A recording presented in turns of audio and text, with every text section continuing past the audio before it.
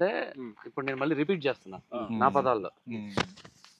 ప్రతి మనిషి తను అప్పటి వరకు తన ఆలోచన చేసే ఆ సమయం నుంచి అప్పటి వరకు జరిగిన తన జీవితంలో ఇబ్బందికర సంఘటనలు ఏవైతే జరిగాయో, నువ్వు ఎక్కడైతే ఘర్షణకి లోనయ్యావో, ఓకే, ఎక్కడైతే నీకు అంతర్మదనం తీవ్ర స్థాయికి చేరిందో, ఈ పరిస్థితులన్నిటినీ మీరు ఒకసారి విహంగావలోకనం చేసుకుంటే, దానికి ముఖ్య కారణం ఏంటి అని మీరు ఆలోచించుకుంటే, అది కేవలం నేను, నాది అన్న భావన వల్లనే ఇది జరిగిందని మీరు అది అనుభవించారన్న సంగతి మీరు ఇప్పుడు నాకు తెలియజేశారు ఈ మాటల్లో.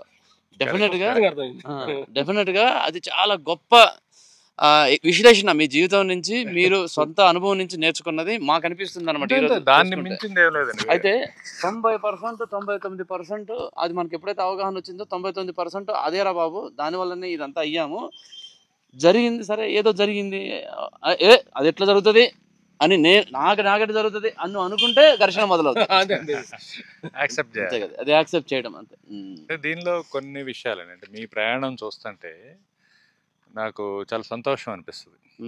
నిజంగా మీరు ఈ కంఫర్ట్కి, మీరు అచీవ్ అయిన పొజిషన్కి it is a great celebration. మనం జీవితం మొదలు పెట్టిన దగ్గర నుంచి ఇప్పుడున్న పరిస్థితికి. అండ్ మీ ఎంతో మంది టీవీల్లో చూసే వేసేవాళ్ళ మనుషులు మీరు ఇట్లా కాదు ఇట్లా చేయమని మీరు డైరెక్షన్ చేస్తుంటారు సెలబ్రిటీలనే. వాళ్ళు వంగమంటే వంగుతారు, లేకమంటే లెగుస్తారు, లెగవాల్సిందే వాళ్ళు.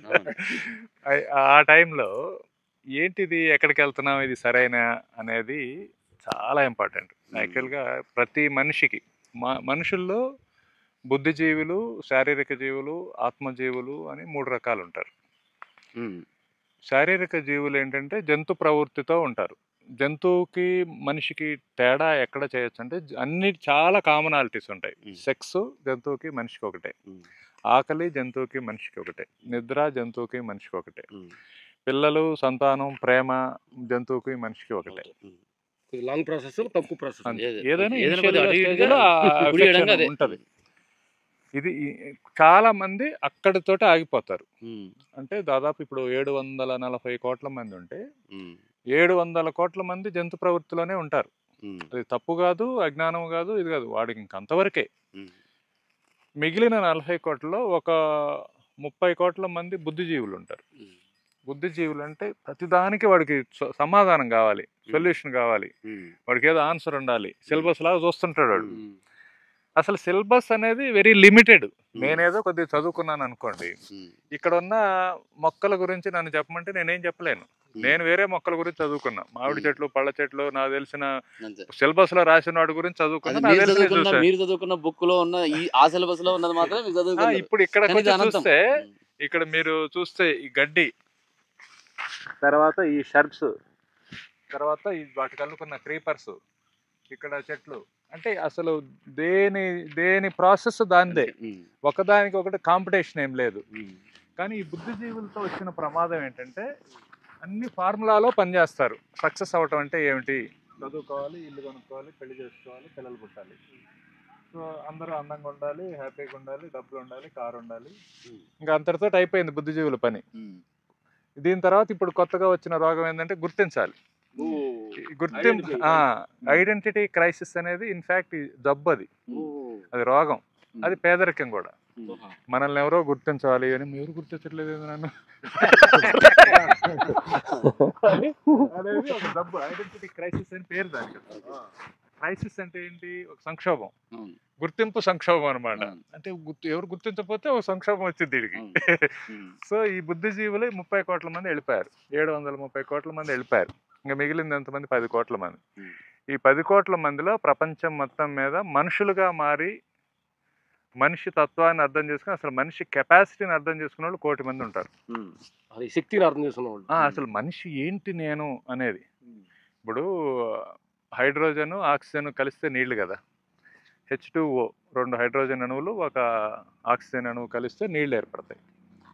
సో ఆ కణాలకున్న ఆ కలయిక వలన ఉండే మహాశక్తి ఏంటనేది వాటికి కూడా తెలియదు, తెలియాల్సిన అవసరం కూడా లేదు.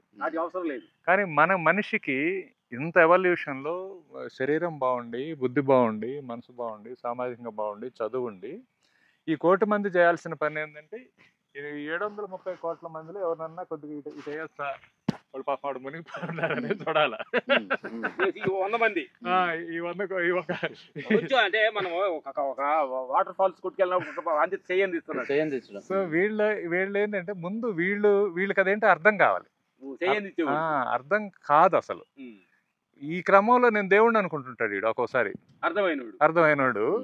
నేను సడన్ గా ఇప్పుడు ఒక బాబా ఉన్నాడు, ఆయన ఒక షాప్ పెట్టుకుంటాడు, స్పిరిచువల్ షాప్. 10 మంది వచ్చి దండం పెట్టి అసలు నువ్వు గొప్పవాడు అనగానే వీడు నిజంగా గొప్పవాడిని అనుకుంటుంటాడు. అసలు గొప్పవాడు కాదు, వీడు మనిషి అని తెలియాలి. వీడు గొప్పవాడిని కాదుగా, నేను మనిషినిగా అనాలి వీడు. కానీ నేను గొప్పవాడిని, నేను బాబాని, నేను గురువుని, నేను టీచర్ని అంటాడు.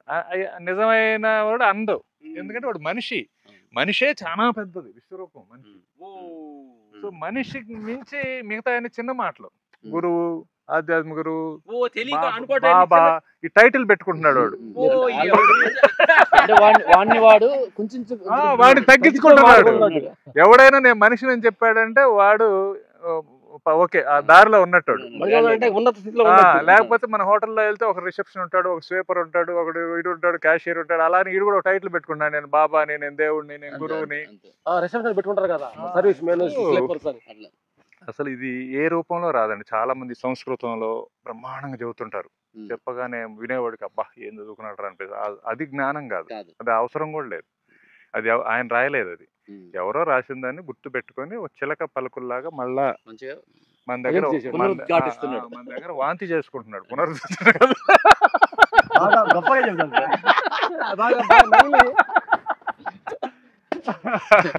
ఇప్పుడు అది కాదు కదా, అది అనుభవంలో నుంచి, దీని ఆస్వాదనలో నుంచి. ఇక్కడ మనం ఏంటి, వీటి మనం వీటి గురించి మాట్లాడే అర్హత మనకు లేదు. ఎప్పుడు వచ్చినాయో, ఎక్కడున్నాయో, ఏమవుతున్నాయో, దానికి ఏడుపు లేదు, బాధ లేదు, ఇది లేదు. ఒక బ్రహ్మాండమైన స్థితిలో ఉన్నాయి.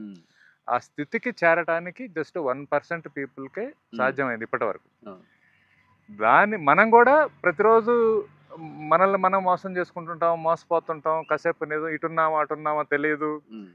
అందుకని జ్ఞానం ఉండడానికి ఉందనుకోవడానికి చాలా తేడా ఉంది. చాలా మంది రెండోదే మొదటిది అనుకుంటారు. ఉందనుకునే స్టేట్ లో ఉండి మనం ఉందనుకుంటారు. ఉందనుకుంటే ఉండదు కదా, అది జ్ఞానం ఉన్నవాడికి ఎక్స్ప్రెస్ చేయలేడు అసలు. వాడికి ఇప్పుడు నేను ఇట్లా మాట్లాడుతున్నాను, నిజంగా జ్ఞానం ఉంటే ఇన్ని మాటలు నేను కామ్గా ఉంటా.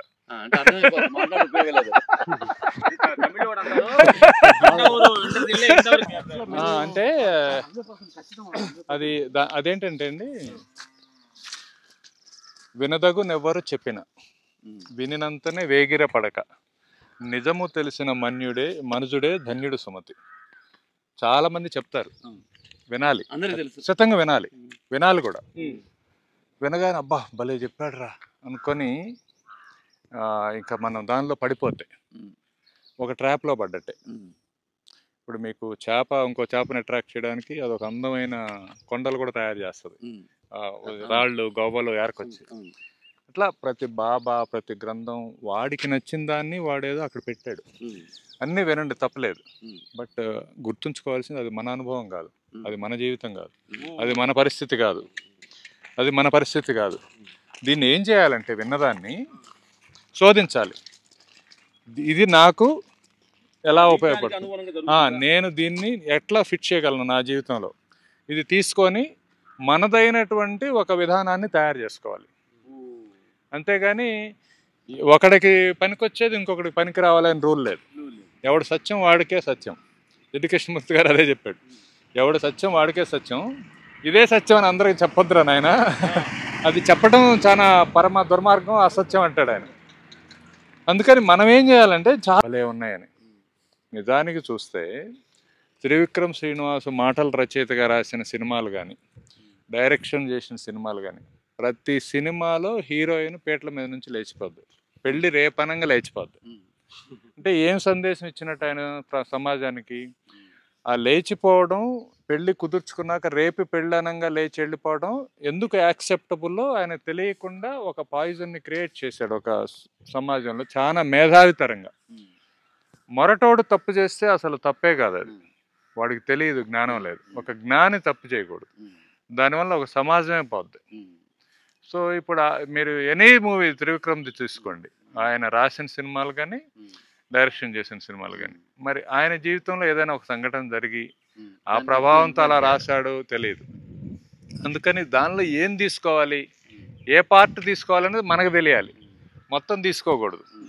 అరటిపండు ఉంది తొక్కబడేసి మీ లెక్కలు ఏంటంటే సినిమా కావచ్చు, బుక్ కావచ్చు, గురువులు చెప్పిన అంతే, ఏదైనా అంతే, ఆయన అనుభవం ఏదో జరిగింది దాన్ని రాశాడు, దాన్ని మనం ఐడెంటిఫై కాకుండా మనకు ఇక మొత్తం.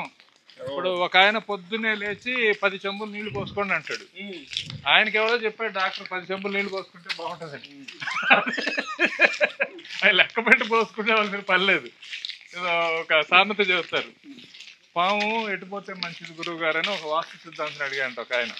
కరవకుండా పోతే ఎటుపోయినా పర్వాలేదు బాబు అని చెప్పాడంట ఆయన, నిజమైన వాస్తు సిద్ధాంతి కాబట్టి.